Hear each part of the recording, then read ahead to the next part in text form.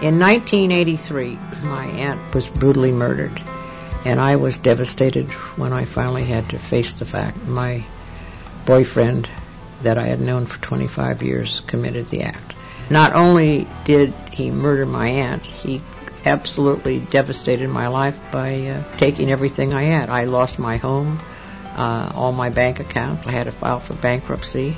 Betrayed by the man she loved, Jane Alexander now wanted this man behind bars. As years passed with no arrest, Jane started working on the case herself, pushing and prodding investigators. I was going to get him nailed to the cross. I was obsessed, and it took 13 years of my life to get justice. And the final verdict, guilty, first-degree murder, 25 to life.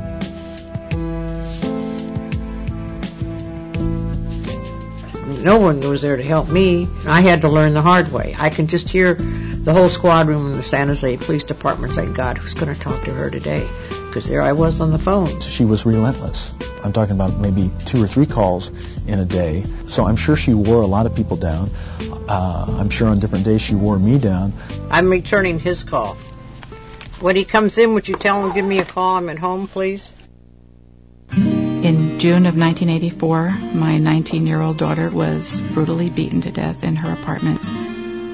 Right after she was murdered, I was on the phone every day with the police, asking them what are they doing, how is it going. But as the years passed with no break in the investigation, it was Jane who would keep Jan Miller focused on her daughter's case. She was there to help carry the ball. She was there to throw the ball sometimes when I really didn't have the energy or I was too timid. She was not timid. The two women developed a special bond and together formed Citizens Against Homicide. We have to talk to the detectives and see where we are with some of these cases. Together, they put up billboards to help apprehend murderers. They push for reward money from the state to keep investigations active. In their newsletter that reaches thousands nationwide, they ask readers to write to their local parole boards to keep murderers behind bars. And the parole board will get 300-400 letters, and they don't let that fellow out. We have yet to lose a parole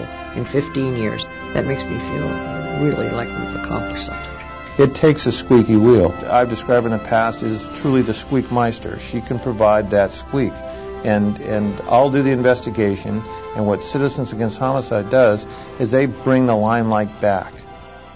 So many people have written to express their absolute gratitude for the phone calls she's made, for the people she's contacted, for how she has been involved in their lives and how she has helped them. And they really listen to us because we've walked the walk. And they know that we've been there, and we give them a lot of good advice because we have, over the years, we've learned a lot.